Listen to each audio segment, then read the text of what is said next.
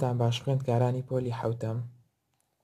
ئەم ڕۆژ باسی وانەیەکی نوێ ئەەکەین، هیوادارم سوودی لێوەربگرن. Chapter 5 Lesson 8 Congruent Figures شێوە جووتبووەکان.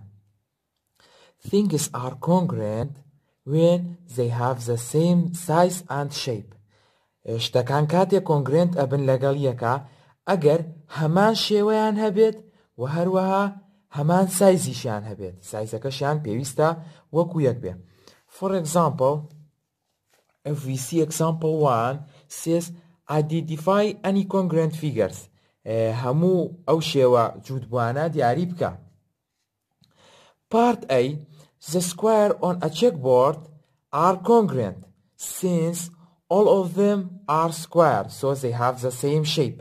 لەبەر ئەوەی ئەم چوار گۆشەکان هەمویان کۆنگرێنتن. لەبەر چی؟ لەبەر ئەوەی هەمویان چوار گۆشەن هەمان شێوەیان هەیە. They have the same shape and they have the same size. ئەگەر سیرکەن هەمان سایزیشانەیە. هەموو چوار گۆشەکان بەقەدەر یەکن و هەمان شێوەشانەیە. They have the same shape since all of them are square. و هەمووشیان چوار گۆشەن کەواتە هەمان شێوەیان هەیە. And the checker are also congruent. و هەروەها بە هەمان شێوە ئەو پارچانەی کە لە ناو یاریەکەیە هەن هەمان سایز و هەمان شێوەیان هەیە کەواتە ئەوانیش کۆنگرێنتن. Part B, the rings on a target are not congruent. ئەو کەوانانەی کە لەسەر ئەم نیشانەیە کۆنگرێنت نین. All of them are rings. هەمویان کەوانن. So they have the same shape. But they have different size. بەڵام سایزەکەیان جیاوازە. Since each ring is larger than the one inside of it. لەبەرەوەی ئەگەر سیرکەین هەر کەوانەیەک لەگەڵ کەوانەکەی ناو خۆیان چۆنە گەورەترە لە کەوانەکەی کە ئەکەوێتە ناو ئەوە. کەواتە ڕاستە هەمان شێوەیان هەیە، هەمویان ڕینگن کەوانن، بەڵام سایزەکەیان جیاوازە. بۆ نمونە ئەم ڕینگەی دەرەوەیان لەگەڵ ئەوەی ناوەوە سەیری سایزەکەیان کەن، ئەمە گەورەترە لەگەڵ هەر یەکێک کە ئەکەوێتە ناو خۆیەوە کەواتە کۆنگرێنت نین. Now we want to know that when two polygons are congruent. ئێستاش بابزانین کەی دوو چەندلا کۆنگرێنتە بێ. Two polygons are congruent if and only if their corresponding angle and side are congruent. واتە ئەو گۆشانەی هەموو ئەو گۆشانەی کە هەمان جێیان هەیە لە دوو چەندلاکەیە پێویستە کۆنگرێنت بن و بە هەمان شێوە هەموو ئەو لایانەش کە لە دوو چەندلاکەیە هەمان شوێنیان هەیە پێویستە کۆنگرێنت بن. ئەو کاتە ئەتوانین بڵێن چەندلاکان ئەو دوو چەندلایە کۆنگرێنتن بەیەکەوە. For triangles in particular, the corresponding angle will always be congruent if the corresponding sides are congruent. لە سێ گۆشەکانە ئەو گۆشانەی کە لە دوو سێ گۆشەیە هەمان جێیان هەیە کۆریسپۆندینگن کۆنگرێنتە بن ئەگەر لاکانیان کۆنگرێنت بێت. ئەمە واتە بۆ سێ گۆشە تەنها ئەگەر بزانین لایەکانی کۆنگرێنتە پێویست ناکە گۆشەکان خۆیان کۆنگرێنت ئەبن. ئەمە تەنها لە سێ گۆشەیە. This is called the side rule. ئەمەش پێی ئەوترێ یاسای side واتە لا.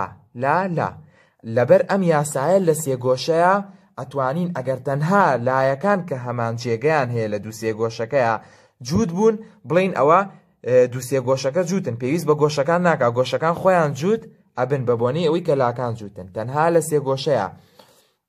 But for polygons with more than 3 sides بۆ ئەو چەند لایانی کە لە سێ لا زیاتریان هەیە it is not enough to compare the measure of their sides. تەنها بەراوردکردنی سایدەکان بەس نییە بۆ ئەوەی کە بیسەلمێنین کۆنگرێنتە. For example, if we see these figures, the corresponding side are congruent.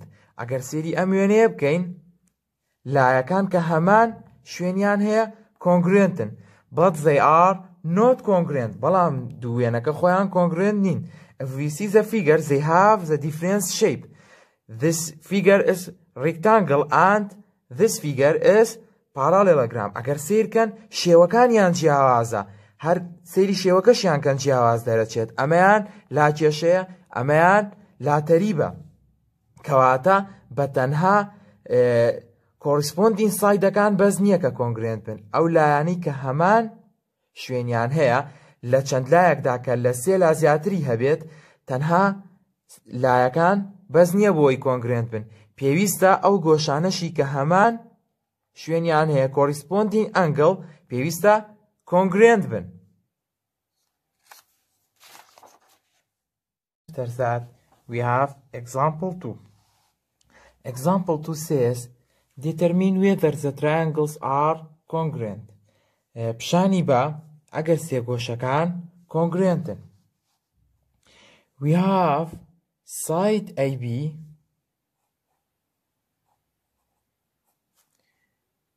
equal to side DE equal to 4 meter.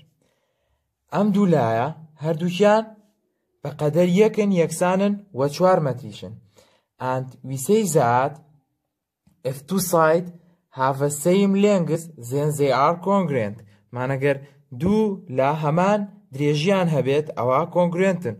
So side AD, side AB and side DE are congruent and they are corresponding side. و ئەگەر سیرکەین ئەمە ئەو لایانن کە ئەکەونە هەمان شوێنی ئەم سێگۆشانەوە سیرکەن ئەم لایە لەگەڵ ئەم لایە هەمان شوێنیان هەیە لە سێگۆشەکانە. And side AC equal to side DF equal to 3 meter. So side AC and side DF are congruent and side BC equal to side EF equal to 5 meter. So side BC and side EF are congruent. The corresponding side in these two triangles are congruent. ئەگەر سیرکەین ئەم دوو سێگۆشەیە سێ لای کە هەمان شوێنیان هەیە کۆنگرێنتن. So by side row side row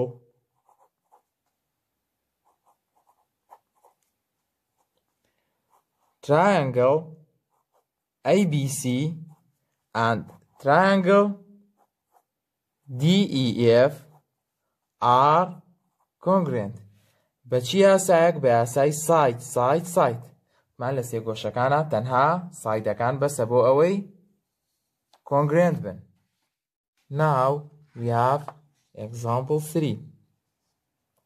Example 3 says determine the missing measure in each set of congruent polygon. واتە پێوانە نادیارەکە بدۆزەرەوە لە هەر یەکێک لەم چەند لایە کۆنگرێنتانەیە کەواتە ئەم چەند لایەنە دراوە بە ئێمە کۆنگرێنتن. We say that two polygons are congruent if and only if their corresponding angle and sides are congruent. وتمان دوو چەند لا کاتێک کۆنگرێنتە بن کە ئەو لایانی کە هەمان شوێنیان هەیە لەگەڵ ئەو گۆشانی کە هەمان شوێنیان هەیە لە دوو چەند لاکەیە کۆنگرێنت بن. و ئێسەش بە ئێمە دراوە کە ئەم دوو چەند لایانە کۆنگرێنتن لەگەڵ یەکە. Part A. Which angle of this figure corresponding to this angle in this figure. بزانین کام لەم گۆشانە correspondingە هەمان جێگەی هەیە لەم ڕسمەیە لەگەڵ ئەم گۆشەیان لەم ڕسمەیە کام گۆشانە هەمان جێگەیان هەیە. This angle and this angle are corresponding. ئەگەر سیرکەین ئەم دوو گۆشەیە هەمان شوێنیان هەیە سەیری گۆشەکانی دەوروبەریان بکەین ئەزانین کە ئەم دوانەش هەمان شوێنیان هەیە. So the missing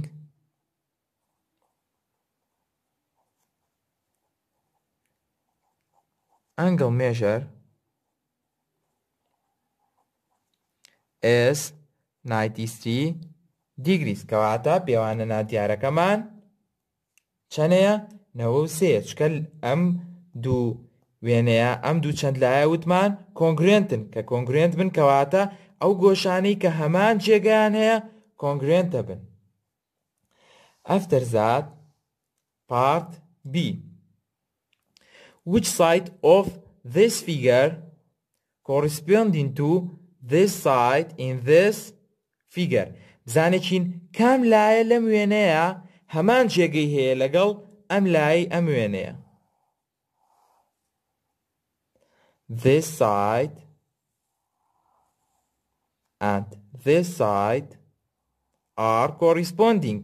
کەواتە ئەم دوو لایە هەمان جێگەیان هەیە کەواتە ئەتوانین بڵێین the missing side measure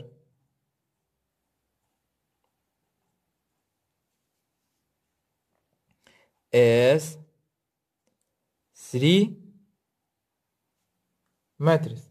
ئێمە زانین کە ئەم دوو وێنەیە چین congruent and we say that two polygons are congruent if and only if their corresponding angle and side are congruent. لەبەر ئەوەی کە وتمان هەردوو چەند لایەک ئەگەر congruent بوون ئەوە ئەو لایانەی کە هەمان شوێنیان هەیە و ئەو گۆشانەشی کە هەمان شوێنیان هەیە لە دوو چەند لاکەیە پێویستە congruent بن کەواتە مادەم دراوە ئەمانە congruentن ئەو سایدانەی کە هەمان شوێنیان هەیە corresponding سایدەکان congruentن.